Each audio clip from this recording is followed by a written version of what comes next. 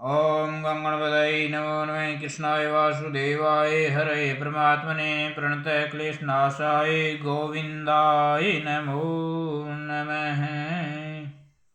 आप सभी भक्त लोग पंडित जी टोटका चैनल देख रहे हैं।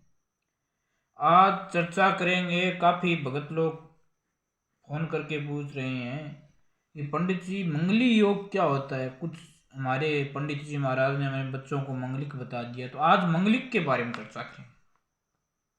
ये मंगलिक क्या है, इसका क्या नाम है, क्या दोष है, इसके बारे में आपको समझाएंगे। मंगलिक किसको कहते हैं? आपके सामने ठीक 12 भाव दिख रहे हैं। प्रथम भाव, द्वितीय भाव, तृतीय भाव, चतुर्थ भाव, पंचम भाव, षष्ठम भाव, सप्तम, अष्टमम, नवमम, दसमम, एकादशम, द्वादशम, ये 12 भाव है। इन 12 भाव में से प्रथम भाव ये है। यहाँ मंगल बैठा हो तो मंगलिक योग दिखाता है। ये है जो भाव आपको दिख रहे हैं सामने, ये चतुर्थ भाव है। इस चतुर्थ भाव के अंदर मंगल बैठा है तो मांगलिक योग है। ये सप्तम भाव है जो आपको दिख रहे हैं, ये सप्तम भाव में मंगल बैठा है तो मांगलिक योग है। और ये अष्टम भाव है, यहाँ अगर मंगल बैठ जाता है तो मांगलिक योग है। और ये द्वादश 12वां भाव है, अगर इसमें मंगल बैठ जाता है तो मांगलिक योग है। इन स्थानों में से किसी एक स्थान भाव में मंगल हो तो मांगलिक योग माना जाता है। लड़की की कुंडली में हो तो उसके पति के लिए, एवं लड़के की कुंडली में हो तो उसकी पत्नी के लिए घातक माना जाता है मांगलिक। कुंडली का 7वां भाव ये है, जन्म पत्री स्थान, दाम्पत्य जीवन में मिलने वाले दुख सुख से संबंध रखता है। ये भाव 7वां भाव दुख सुख का निर्णय भी करता है। शुभ अशुभ ग्रहों को पढ़ने के भाव भी रखता है। अच्छे बुरे कर्मों का प्रभाव भी रखता है। मंगल एक अग्नि तत्व ग्रह है, वो कारक भी है, प्रधान भी है। तो कुंडली के 1, 4, 12वें भाव में बैठा हो तब सप्तम भाव को पूर्ण दृष्टि से देखता है। 7वें 8वें भाव में होने से उन्हें दग्ध करता है। इसका प्रभाव दुख का कारण बनता है। 1, 4, 7, 8, 12 भाव में मंगल के अतिरिक्त और भी पाप ग्रह बैठे हो तो मंगलिक दोष तैतुल्य प्रभावकारी हो जाते हैं। जैसे कि राहु, केतु, शनि इत्यादि। सप्तम भाव कारक शुक्र है और मन का कारक चंद्रमा है। अतः शुक्र चंद्रमा से भी उक्त योग कारकों ग्रह योग। वर कन्या की कुंडली में मंगलिक दोष बराबर हो तो वह गृहस्थी में विपेक्षा नहीं करता बल्कि सुख भोग वृद्धि करता है।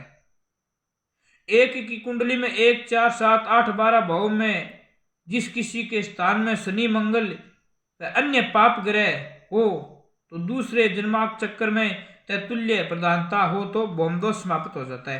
कहने का मतलब है कि इन ग्रहों में जो मैंने बताए हैं, इन स्थानों में अगर मंगल बैठा हो और उसके साथ अगर पाप ग्रह बैठा हो मंगल के, तो मांगलिक दोष समाप्त हो जाता है। समझ गए आप? इन्हीं एक जो पहला भाव है, चौथा भाव है, 7वां भाव है, 8वां भाव है, 12वां भाव है, इनके अंदर मंगल बैठने से मांगलिक योग बन जाता है।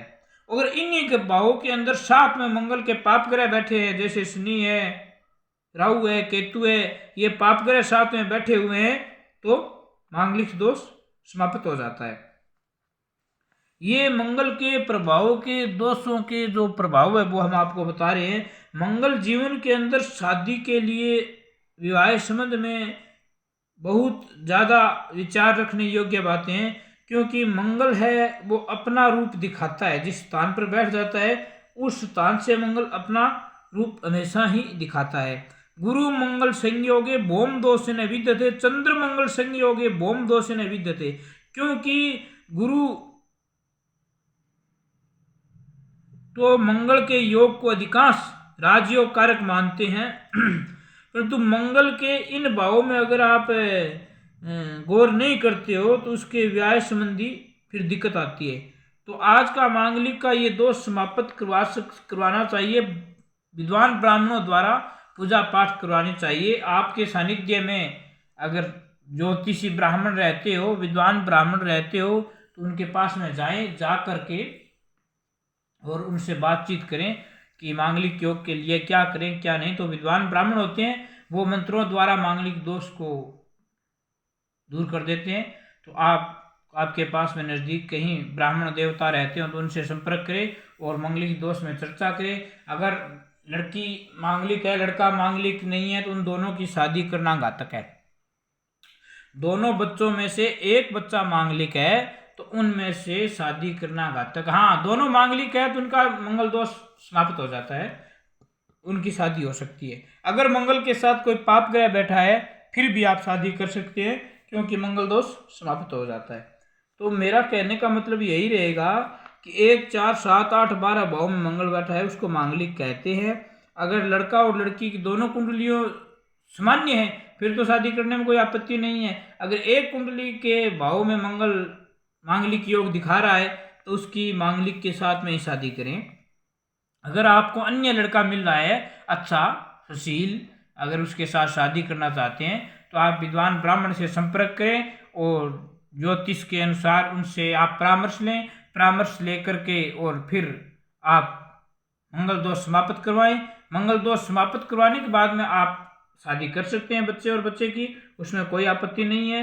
वैसे तो छोटे मोटे उपाय हम आपको बता देते हैं। मांगलिक दोष दूर करने के लिए हनुमान जी की उपासना भी करनी चाहिए और यथाशक्ति हो सके तो मंगल के जप अर्चना करनी चाहिए, और जहाँ तक हो सके वहाँ लाल चीज़ों का दान कीजिए। और मंगल को खुश रखने के लिए आप मूंगा भी धारण कर सकते हैं, और मांगलिक दोष समाप्त करने के लिए आप मूंगा भी धारण कर सकते हैं। मूंगा धारण करने से लमसम आपकी ज़िंदगी में बहुत ज़्यादा प्रभाव पड़ता है मांगलिक योग के अंदर, और हनुमान जी की उपासना भी कर सकते हैं। तो आज आपको बताया मांगलिक योग क्या होता है। मांगलिक योग जीवन के अंदर बहुत कुछ उतार चढ़ाव करता है। तो बच्चे और बच्चे की जब तक स्पष्ट रूप से पता नहीं चले आपको कि मांगलिक है या न है, जन्म कुंडली मिलान करके शादी करना चाहिए। ये मांगलिक योग का बहुत बड़ा प्रभाव रहता है। तो आज की चर्चा जो मांगलिक थी जो मैंने आपको बताई है। जय श्री कृष्णा, जय श्री राधे। आप पंडित जी टोटका चैनल देख रहे हैं तो लाइक, सब्सक्राइब और शेयर कर दिया करो। जय श्री राम।